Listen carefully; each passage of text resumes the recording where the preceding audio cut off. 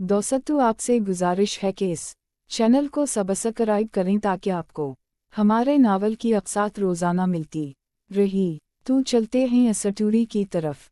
तहीर की कहानी। किस्त 4। तहीर की जिंदगी अब एक नई राह पर चल पड़ी थी। सारा के साथ वो वहशियाना रात उसके जिस्म में अभी भी जलन छोड़ गई थी, मगर दिल में एक नया अज़्म जागा था, गुर्बत से निकलने का, कुछ बनने का। सारा ने वादा किया था कि वो अपने बाप से बात करके कुछ पैसे का बंदोबस्त करेगी ताकि तहीर अपना छोटा सा कारोबार शुरू कर सके। तहीर ने अनारकली बाजार में एक छोटी सी दुकान किराए पर ले ली, सिर्फ 10 बाय 12 फीट की, मगर इसकी अपनी। इसने दीवारें पेंट करवाईं, शेल्फ लगवाए और लाहौर की होलसेल मार्केट से कपड़ों का सस्ता मगर अच्छा स्टॉक मंगवाया। दुकान का नाम रखा तहीर क्लॉथ हाउस। इफ्तिताह के दिन माँ और बहनें आए, इमरान आया और सारा भी। सारा ने एक बड़ा गुलदस्ता दिया और कान में सरगोशी की, रात को जश्न मनाएंगे, सिर्फ हम दोनों। तहीर का दिल धड़का, मगर वो मुस्कुरा कर टल गया। दुकान चल पड़ी। शुरू में गाहक कम थे, मगर तहीर की मेहनत और सादगी लोगों को पसंद आई। वो हर गाहक से अच्छे से पेश आता, अच्छे कपड़े दिखाता। शाम को अकाउंट्स देखता तो दिल खुश होता। पैसा बच रहा था। एक दिन दुकान पर आलिया आई। तहीर का दिल रुक गया। वो अकेली थी, सर पर दोपट्टा, आंखें नीची। मुझे कुछ सूट दिखाना है, उसने हल्की आवाज में कहा। तहीर खामोशी से कपड़े दिखाने लगा। दोनों के दरमियान एक अजीब सी खामोशी थी। आलिया ने एक सूट पसंद किया, पैसे दिए और जाने लगी। तो रुक कर बोली, तुम ठीक हो? तहीर की आंखें भर आईं। अब ठीक हूँ, तुम? आलिया ने मुस्कुरा कर कहा, बस, और चली गई। मगर तहीर को लगा कि शायद दरवाज़ा मुकम्मल बंद नहीं हुआ।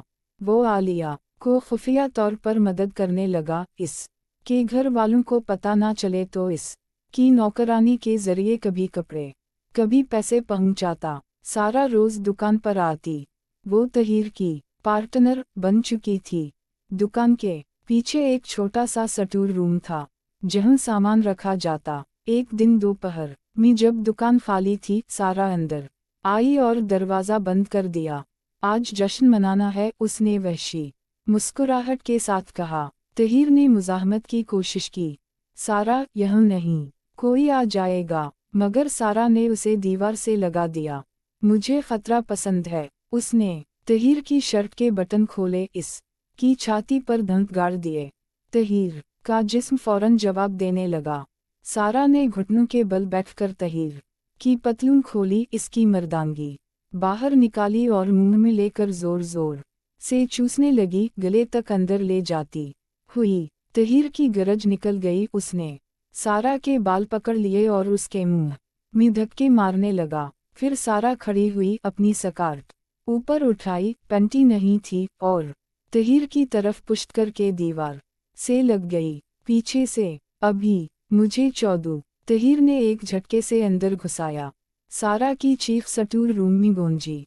वो तेज धक्के मारने लगा, सारा की कमर पकड़कर। सारा ने अपना हाथ नीचे ले जा कर अपनी कली रगड़ी। चंद मिनटों में दोनों जल गए, मगर ये सिर्फ शुरुआत थी। एक शाम दुकान बंद होने के बाद आलिया खुफिया तौर पर आई। मुझे तुमसे बात करनी है। दोनों एक करीबी होटल में गए। कमरा लेकर अंदर दाखिल हुए तो आलिया रो पड़ी। मैं तुम्हें भला नहीं पाई तहीर ने उसे गले लगाया, बोसा लिया। पहले नरम रोमांटिक, मगर जल्द ही आग भड़क उठी। आलिया ने तहीर की शर्ट उतारी, इसकी छाती चूमी। तहीर ने आलिया का सूट उतारा, इसकी बुरा खोली।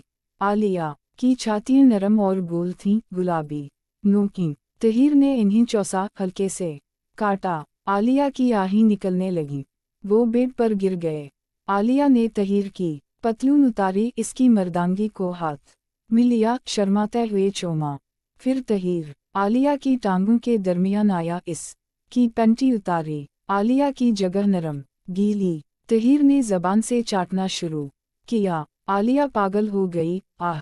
तहीर वक्फताम, ये किया, मत रोको।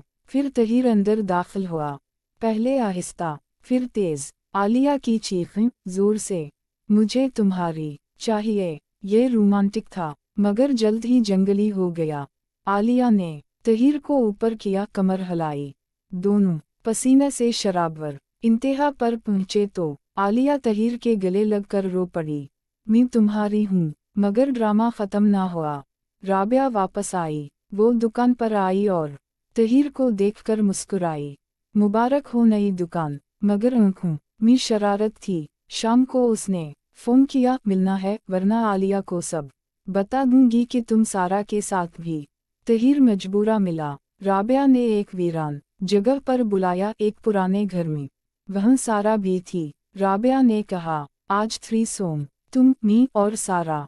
तहीर हैरान रह गया, मगर दोनों लड़कियों इस पर टूट पड़ी। राबिया ने तहीर की शर्ट फाड़ी, सारा ने पतलून।